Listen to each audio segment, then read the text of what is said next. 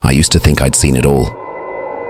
23 years wearing this badge, walking these streets, answering calls in the dead of night.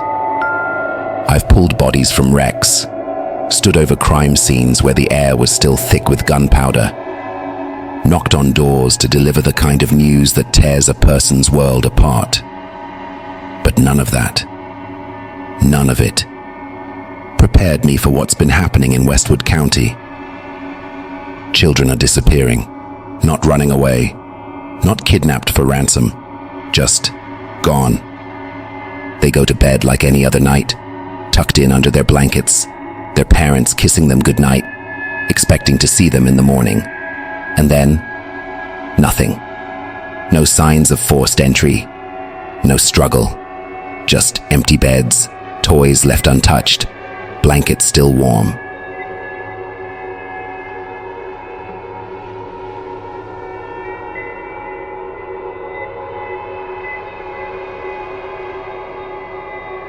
At first, we thought it was someone, a predator slipping in when no one was looking. It had to be. That's the kind of evil that makes sense, the kind you can put a face to. So, we did what we were supposed to do. We put out Amber Alerts. We knocked on doors, questioned everyone in town. We searched the forests, dragged the lake. And then, I saw something. Something I haven't been able to explain to myself and my superiors. It was the night Jason Odell went missing. His mother called us, screaming. I'll never forget the way she sounded, like something had been ripped out of her, like she already knew he was never coming back. I was the first one there. I walked through that house, past the overturned chairs and the spilled juice on the counter, past his mother sitting on the floor, clutching a teddy bear like it was the last thing left of him. And when I stepped into Jason's bedroom, the first thing I noticed was the window. It was open, not wide, just enough for a child to fit through. But Jason was 8. He wasn't the type to sneak out. Then I saw the footprints. Tiny, bare footprints in the dirt, outside the window, leading away from the house. I followed them with my flashlight, my breath fogging up in the cold night air. The trail wound through the yard, past the swing set where Jason used to play, and then, right at the tree line, they stopped. Just stopped. No signs of a struggle, no dragging marks. Just a perfect line of footprints that ended in nothing, like he had been plucked right off the ground. I should have turned back then. I should have walked away. But I kept looking, and that's when I heard it. A sound I will never, in my life, forget. It wasn't a scream. It wasn't an animal. It wasn't the wind through the trees. It was something else. Something that didn't belong in this world. A wail, long, low, and hollow, so thick it pressed against my chest, crawled up my spine, made the hair on my arms stand on end. I didn't sleep that night. I barely sleep anymore. Because Jason Odell wasn't the first, and he wouldn't be the last. It started 6 months ago. Tommy Grant was the first. A bright kid, 7 years old, loved dinosaurs, always had a scuffed knee from playing too hard. His parents put him to bed, like they always did. Kissed him goodnight, checked the closet for monsters, even though they all knew he was too old for that. By morning, he was gone. His mother found his bed empty, the blankets tossed aside like he had just stepped out for a glass of water. Except the front door was locked. The windows were shut. The alarm had never gone off. There was no sign of a break-in. No strange footprints on the carpet. No scuff marks on the windowsill. Nothing. Except for one thing. A single muddy footprint, too small to belong to an adult, sitting right in the middle of his bedroom floor. It wasn't his. Then came Emily Carter. Then Jason Odell. One after another, A slow drip of terror that bled through the town. 5 kids. No clues. No bodies. The first 2? Maybe, just maybe, people could explain them away. Maybe they ran away. Maybe some sick bastard was out there, snatching them in the night. But when Jason disappeared, when I saw what I saw, I knew something was wrong. Something beyond anything I'd ever dealt with before. We turned Westwood County upside down looking for them.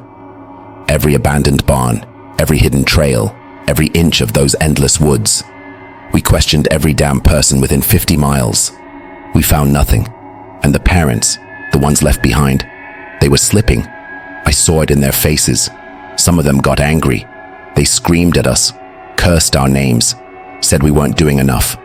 Some just sat in their living rooms in the dark, staring at the walls, barely breathing. And then, there were the ones who heard things. Tommy Grant's mother swore up and down that she heard his voice outside her window one night, just past the tree line. She said he was calling for her, sobbing, begging to come home.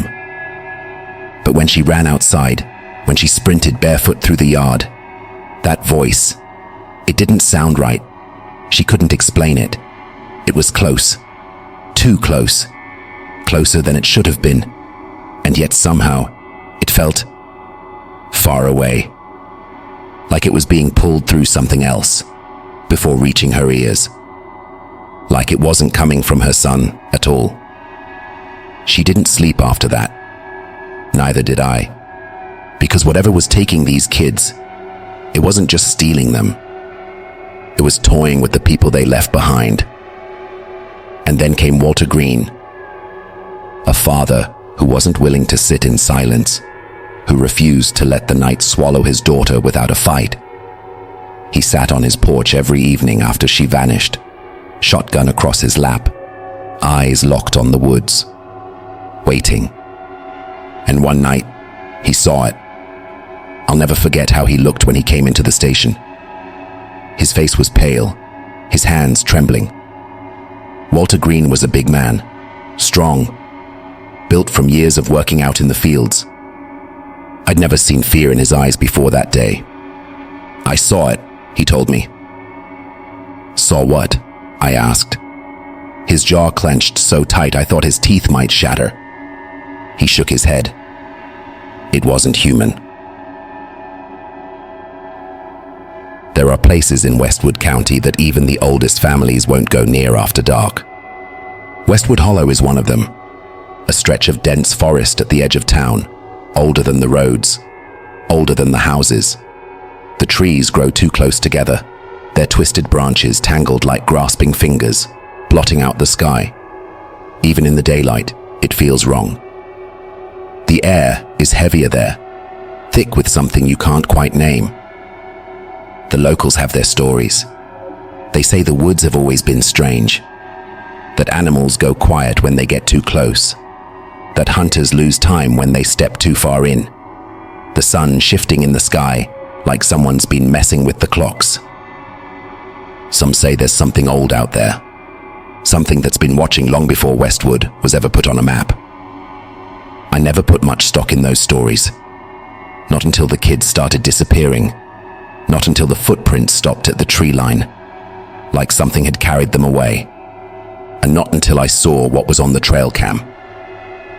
After Walter Green came into the station, after he told me he'd seen something, I drove straight out to his property. He lived on the outskirts of town, right on the edge of the hollow. His house sat at the end of a long dirt road, surrounded by nothing but open fields and the looming wall of trees beyond them. He was waiting for me on the porch, shotgun resting across his lap, eyes fixed on the tree line like he was expecting something to step out of it at any moment. I asked him to tell me exactly what he saw. He didn't speak right away, just shifted his jaw, rubbed a hand over his mouth like he was trying to figure out how to say it without sounding crazy. I don't know what it was, he muttered finally. But it wasn't a person. I pressed him, asked him if it was an animal, maybe a bear standing on its hind legs, some trick of the light. But he shook his head. Number. It was tall. Too damn tall. And thin. Like a shadow stretched out too far. It was just standing there at first, watching. I could feel its eyes on me. Then it moved.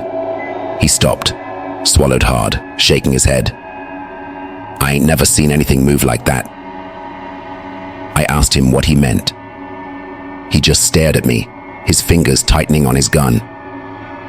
Too fast. Too wrong. That was all he would say.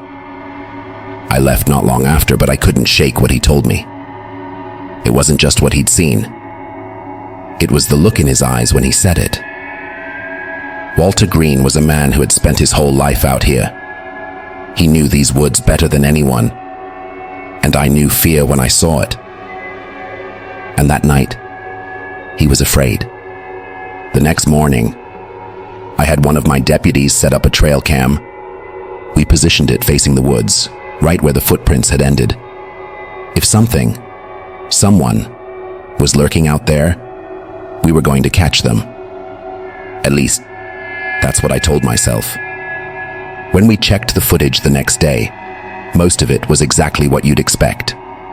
The wind rustling through the trees. A couple of deer wandering past. The occasional flicker of movement from some small animal skittering across the forest floor.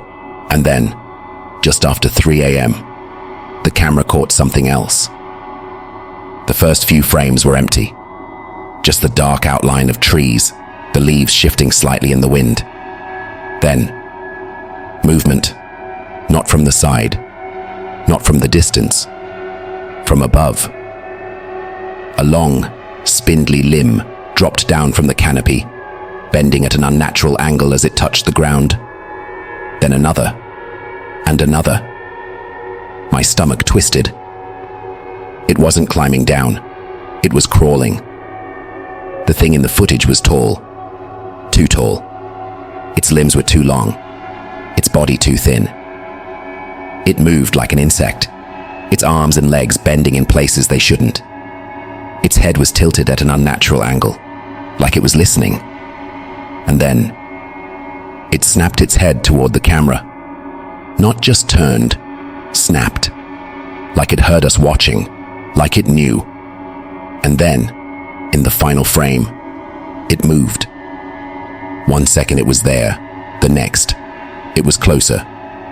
Not blurred from motion, not a gradual approach, just closer. Like it had skipped the space between. Like it had jumped through the footage itself. And then, it was gone. The camera cut to static. I stared at the footage, pulse hammering, as my radio crackles to life with a chilling sound. A child's voice, whispering my name. We never expected to find any of them alive. After 6 months and 5 missing kids, no bodies, no leads, no hope, every officer in Westwood County knew what we were really doing out there. We weren't looking for missing children anymore. We were looking for graves. And then, out of nowhere, we found someone. Billy Crawford, 10 years old, gone for 3 days, and somehow, still breathing. It was a couple of hikers who found him, deep in the hollow, near a dried-up creek bed that hadn't seen water in years. They didn't hear him crying. They didn't hear him screaming. They just saw a small shape curled up against the base of a tree, so still they thought it was a body. And maybe, for a little while, it had been. By the time I got the call, they'd already brought him back to town. I found him sitting in one of our interrogation rooms, wrapped in a thermal blanket, staring at the wall like he wasn't there anymore. He was barefoot, his clothes were filthy, torn, and his fingernails, they were broken, splintered, caked with dirt and blood, like he'd been trying to claw his way out of something. I sat down across from him, careful, slow, told him my name, told him he was safe. He didn't look at me, didn't move, just sat there, silent, his little fingers gripping the edges of the blanket like letting go would make him fall. I asked him what happened, where he had been, what took him. Nothing. Not a word. He sat so still, I started to wonder if he'd even heard me. Then, without looking away from the wall, he picked up the pencil in front of him and started to draw. It wasn't a house, or a tree, or his family. It was something else. Something tall. Something with 2 long arms and fingers that stretched like claws. Something with no eyes, no nose, no mouth. Just a blank, hollow face. I stared at it, my throat dry, my hands cold. Then I asked him again, "What took you, Billy?" The pencil froze. His little shoulders went tight, his breath catching like the words were trapped inside of him. And then, slowly, he whispered, "It smiles, but its mouth doesn't move." The hair on my arms stood up. His voice was flat, distant, like he wasn't saying the words himself, like something was making him repeat them, like he'd heard them before. I wanted to ask more, but before I could, his whole body tensed. His fingers dug into the table, his breath hitched, and his head snapped up. The first time he had looked at me since I walked in. His eyes, they weren't looking at me. They were looking through me, like something was standing right behind me. And then, he started to shake. At first, just a little. A tremor in his fingers, his arms. But then, his whole body convulsed, like something inside of him was trying to claw its way out. His lips trembled, his jaw clenched, and then he spoke. But not in his voice. Not in any voice a child should have. It knows you're looking for it. The words were slurred, barely more than a breath, but they weren't his. And before I could react, before I could even move, his body collapsed. I caught him just before his head hit the table, his little frame racked with violent shudders, his skin cold as ice. And over his gasping breath, just before his body went limp, I swore. I heard something else. Not from him, not from the room, from the radio at my hip. A whisper, a voice I didn't recognize. Software amused. "Found you." The deeper I dug, the worse it got. At first, I thought this was something new, some new kind of evil, some new kind of nightmare. But it wasn't new. It had always been here. It started with the case files. Piles of them, stacked floor to ceiling in the evidence room. Half-forgotten records no one had touched in decades. Missing persons, runaways, unsolved disappearances. But the deeper I looked, the less sense it made. Westwood County isn't big. A town of a few thousand at best. We get our share of crime, sure. Domestic disputes, burglaries, drunken disorderlies. But the kind of numbers I was seeing, it didn't add up. Too many missing kids. Too many dead ends. Too many cases that just stopped. No arrests. No evidence. No follow-ups. Like the kids had simply vanished. Like the cases had been buried. I pulled the oldest files I could find. Dusty, yellowed reports from the 1960s, written up on old typewriters. The names were different, but the pattern was the same. And then, I found an even older report. Black and white photos, brittle with age, a newspaper clipping. 6 children, gone without a trace. I sat there, staring at it, my hands cold, my breath heavy. This had been happening for over a century, every 27 years. Always in clusters, always the same pattern. A boy, a girl, another boy. Disappearances over a span of months. Parents left searching, mourning, waiting for a call that never came. And every time, every single time, it ended the same way.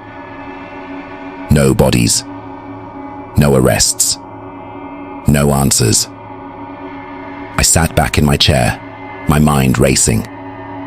Had no one ever noticed? Had no one ever put the pieces together?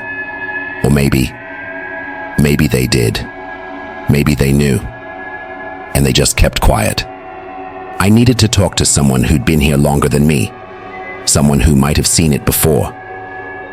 There weren't many left.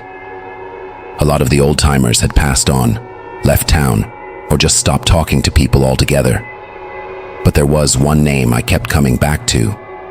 Sheriff John Wilkes. He had my job before me.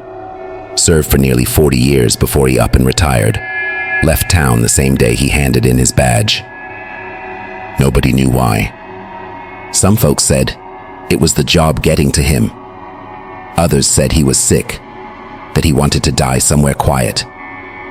But when I called him, the first thing he said was, "If you're smart, you'll stop looking." My stomach turned. I hadn't even told him what I was calling about.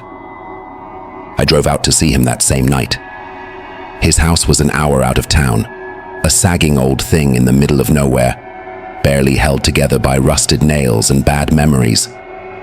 The porch light was dead. The mailbox stuffed with unopened letters.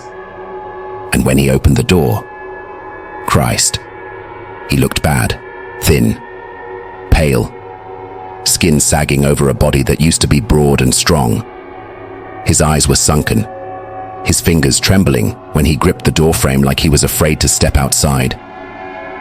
I told him about the kids, about Billy Crawford, about the case files, and he didn't look surprised. He just let out a slow, heavy breath. Then, without a word, he turned and walked inside, left the door open behind him. Like he knew I was coming, like he knew I'd come eventually. I followed him into the kitchen. The whole house smelled of dust and old wood. Photos lined the walls, faded images of a man who looked a hell of a lot younger than the one sitting in front of me now. He poured himself a drink, didn't offer me one. Then he sat down, stared at his hands and said, "It's always been here, you know. Before us, before the town, before anything." My mouth went dry. "What do you mean?" His fingers curled around his glass. "How many names you find?" I hesitated. "A lot." He nodded, slow. "I found more."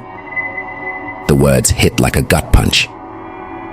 He reached into a drawer, pulled out something heavy, a folder, thick and crumbling at the edges.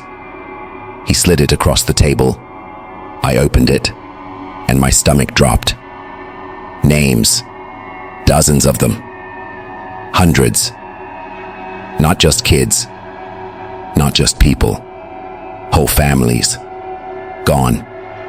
No records. No graves. No history. Wiped out like they never existed. I could barely breathe. "Why?" I asked, my voice barely more than a whisper. His fingers tightened around his glass, his jaw clenched. And then, finally, he looked at me, right at me, and said, "Because we let it feed." I slid a newspaper across the table, dated 1896. The Westwood Massacre, town wiped off the map overnight. The ink is faded, but the photo isn't. A grainy image of a town square, empty, shops abandoned, windows broken, and in the very back, almost too dark to see, something, tall, watching. Moments later, I was back on the road heading back to Westwood County. I was now more than prepared to end this madness. Whatever it was. There's a house on the edge of town. A place no one talks about. A place you won't find on maps. No address. No records. It's just there, standing on the outskirts, rotting from the inside out. I don't know how I'd never noticed it before. Maybe because no one ever goes near it. Maybe because my brain never wanted to see it. But now, standing in front of it, flashlight in one hand, gun in the other, I realized it had always been here. And someone had been keeping it company. The front porch sagged under my boots. Wood, soft with rot, groaned like a dying thing. The door wasn't locked. It wasn't even shut all the way. A gap wide enough for a hand to slip through. A hand or something else. I pushed it open. The smell hit me first. Wet wood. Decay. Something faintly sour, like meat left out in the heat too long. I stepped inside. The air was thick, pressing down like a weight on my chest. Dust floated in the moonlight, streaming through shattered windows. The house was dead. But I wasn't alone. I moved slow, flashlight sweeping over the walls, the floor, the collapsed furniture. Everything was wrong. There were no signs of squatters, no beer bottles, no graffiti, no footprints in the dust, no human signs at all. But someone had been here, recently. I found the first one in the hallway, a pile of them, neatly stacked, tiny, white, and brittle. Teeth, children's teeth. I felt my stomach lurch. Beside them, half buried in the dirt, was a child's shoe. Small, blue. Dried blood crusted the fabric. I swallowed back bile, forcing myself to breathe, to think. The missing kids. Had they been here? Had they died here? I had to keep moving. I stepped into what used to be the living room. The wallpaper had peeled away in long, curling strips, exposing wooden panels beneath.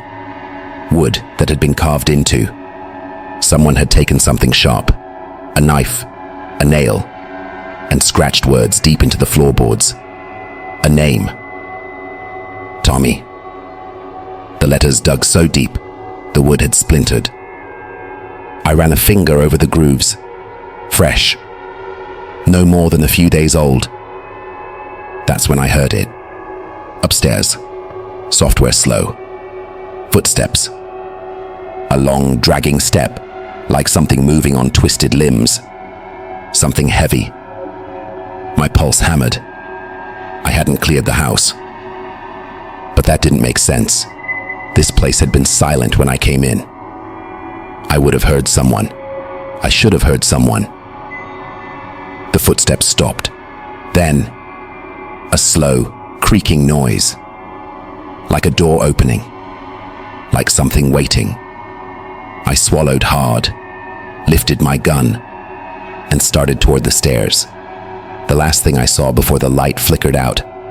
Something standing at the top of the stairs. Not moving, not breathing, just watching. That day I managed to escape from whatever I had just seen. But we weren't going to wait anymore. We weren't going to sit back and watch another child vanish. Not again. Not while I still had breath in my body. Not while I was the new sheriff of Westwood County. I called in every deputy, every officer willing to put their life on the line. Guns loaded, radios checked, flashlights cutting through the dark like blades. We were going in, and we weren't coming out until we found something. The trees swallowed us whole. A sea of black, stretching in every direction, endless and silent. The wind barely moved here. The air felt thick, pressing against my skin like a warning. I gripped my shotgun tighter. We moved in a staggered line, slow and careful, weapons raised. Something had been taking these kids. Something fast. Something quiet. Something that left no prints. No blood. No trace. Tonight, we were going to find it. Or it was going to find us. "Sheriff?" Deputy Lawson whispered. "Something's watching us." I didn't need him to tell me. I could feel it. That prickling sensation on the back of my neck. The weight of unseen eyes. Somewhere out there, in the dark, something was waiting. The wind shifted, and that's when we heard it. A laugh. Low. Wrong. Not human. Not anything I've ever heard before. It didn't come from one place. It came from everywhere, all around us, moving through the trees like breath through hollow bones. "Hold your fire," I whispered, though my own hands were shaking. Every instinct was screaming at me to run. But I didn't run, because if we ran, we'd never make it out.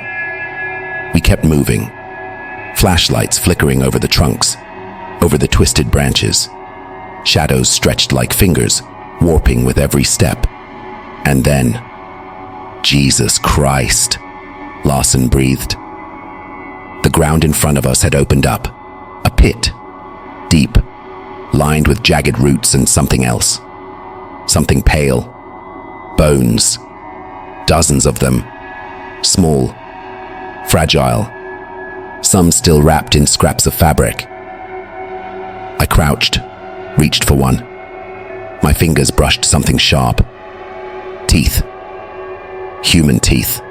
Children's teeth. I had to force myself to breathe. "We need to..." Crack. Something snapped behind us. A branch. A step. We spun, weapons raised, and saw nothing. Nothing but trees. Nothing but shadows. Nothing but movement. Too fast. Too low to the ground. A blur of limbs and something too thin. Too long. And then Lawson screamed. It took him, dragged him back into the trees. 1 second he was there, gun up, eyes wide. The next, he was gone. I ran after him. Branches tore at my face, at my arms, at my legs. I could still hear him screaming. A wet, choking sound, then nothing.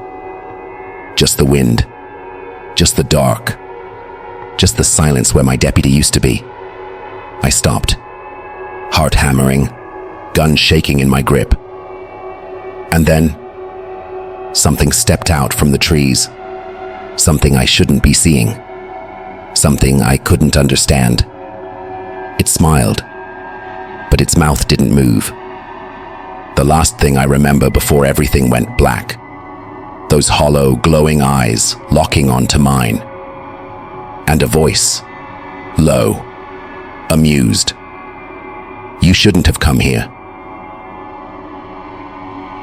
I don't remember how we got out. 1 minute, that thing had its eyes on me. And the next, I was waking up in the back of a patrol car. Someone shaking my shoulder. Someone screaming my name. My head was pounding. My vision swam. I could still hear the sound of Lawson's screams echoing in my skull. But Lawson wasn't there. Not anymore. Only 2 of us made it back. 2 out of 7. I couldn't speak. I couldn't think. I just sat there, staring at my own trembling hands, listening to the radio chatter. Garbled, frantic, voices asking where we were, what happened, why we weren't answering our calls. Deputy Crowley finally managed to choke something out. "They're gone," he whispered. "They're all gone." They sent a search team the next morning. 15 men, armed, trained.